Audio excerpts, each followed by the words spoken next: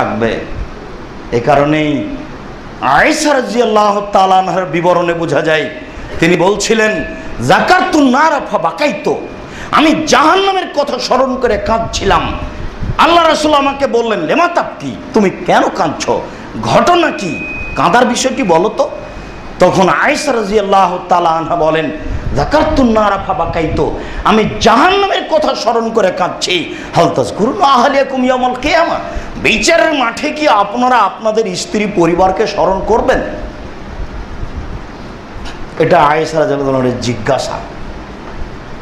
তখন তিনি বলছেন আয়েশা, মনে রেখো সালাসা মাওয়াতিন লা ইয়াযকুরু আহাদুন আহাদান, বিচারের মাঠে তিনটি জায়গা রয়েছে, সেই জায়গা তিনটিতে কেউ কাউকে স্মরণ করবে না, স্মরণ করার মতো গতি কারো থাকবে না। আমি মুহাম্মদ, আমি একজন নবী, পৃথিবীর সর্বশ্রেষ্ঠ মানুষ, এরপরও আমি ছাড়া আর একজন কেউ আছে, এই কথা আমার ওই সময় মনে থাকবে না। পরিস্থিতি বিচারের মাঠে অনেক অনেক জটিল পরিস্থিতি আছে, তার মধ্যে সবচেয়ে জটিল পরিস্থিতি হচ্ছে তিনটে। একটি হচ্ছে ইনদাল মিজান, আমি ইয়াসকুল আমি ইয়াখিফ, যখন দাড়ি পাল্লা ওজন হবে আমার পাপ আর আমার নেকি, তখন আমি নেকি ও পাপের পাল্লার দিকে ফেল ফেল করে চেয়ে থাকবো। আমার নেকির পাল্লা ভারী হবে কি পাপের পাল্লা ভারী হবে, এটা নিশ্চিত হওয়া পর্যন্ত আরেকজন যে কেউ আছে পৃথিবীতে বিচার মাঠে, এটা আমার স্মরণে থাকবে না। তিনি এই কথা বলছেন।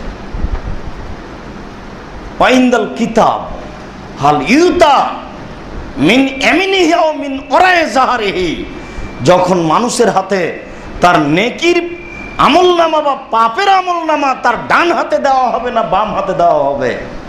যদি ডান হাতে দেওয়া হয় তাহলে তো আমি ধন্য, আর যদি পিছন দিক থেকে আমার বাম হাতে দেওয়া হয় তাহলে আমি অধন্য।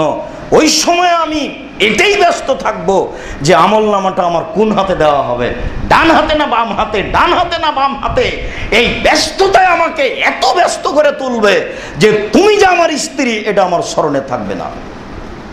আইন্দা সিরাত, আর যখন পুল সিরাত সরু চিকন রাস্তা, যেটা আলেমদের মুখে বহুদিন থেকে শুনে আসছেন, এটা চূড়ান্ত, এটা সত্য, যেটা হোশ হওয়ার পরেই শুনেছেন যে জাহান্নামের উপরে একটা রাস্তা হবে চুলের মতো সরু। জি, চুলের মতো সরু চিকন রাস্তা দিয়ে পার হতে বলা হবে বিচারের মাঠে। এটা একটা সমস্যা, জাহান্নামের উপর দিয়ে রাস্তা তৈরি করা হবে। এই জন্য আল্লাহ তাআলা বলেছেন প্রত্যেককেই এই জাহান্নামের উপর দিয়ে পার হতে হবে, তার মানে এই রাস্তার উপর দিয়ে পার হতে হবে। আর রাস্তার দুই দিকে লাগানো থাকবে কালালিপ, লোহার বাঁকা আকড়া। আগে গ্রামের বাড়িতে ইদারাই বালতি পড়ে গেলে বালতি উঠানোর জন্য লোহার এরকম বাঁকা আকড়া থাকতো না, মনে পড়ে না? জি, ওটা ওই পুলসিরাতের রাস্তার দুই দিকে লাগানো থাকবে। রাসূল সাল্লাল্লাহু আলাইহি সাল্লাম বলেন মানুষ পার হবে তার ঈমান দিয়ে, কেউ পার হয়ে যাবে বিদ্যুতের মতো।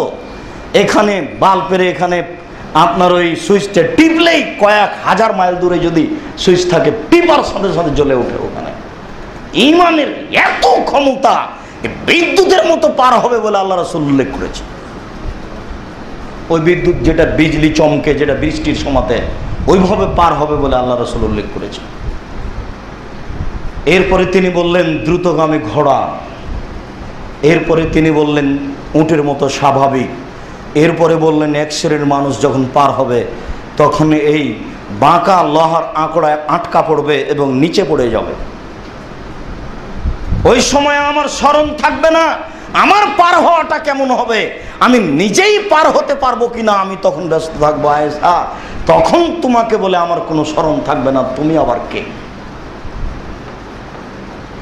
তাই তিনি বললেন আয়েশা, তিনটি জায়গায় কোনো মানুষ তার পরিবারকে স্মরণ করতে পারবে না, জায়গা তিনটি হলো এই।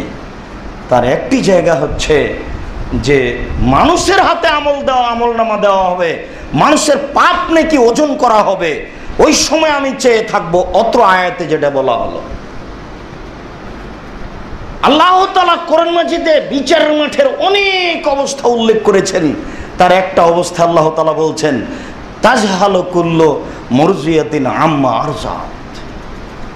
প্রত্যেক মহিলা যারা বাচ্চাকে দুধ পান করায়, বাচ্চা তার কাছে থাকবে কোলে, দুধ পান করা অবস্থায় উঠবে বিচারের মাঠে, কখন তার কোল থেকে বাচ্চাটা পড়ে গেছে সেটা সে বুঝতে পারবে না।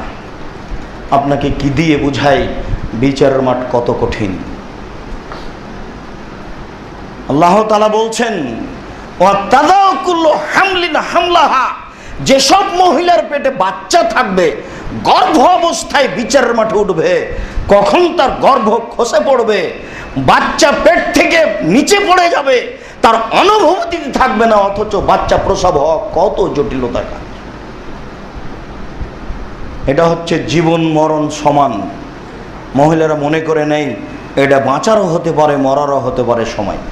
হাজারো নারী মরেছে, মরছে, মরবে এই অবস্থায়, অথচ এটা তার স্মরণে থাকবে না। তাহলে পরিস্থিতি কত জটিল ও কঠিন হতে পারে। এরপরে আল্লাহ তাআলা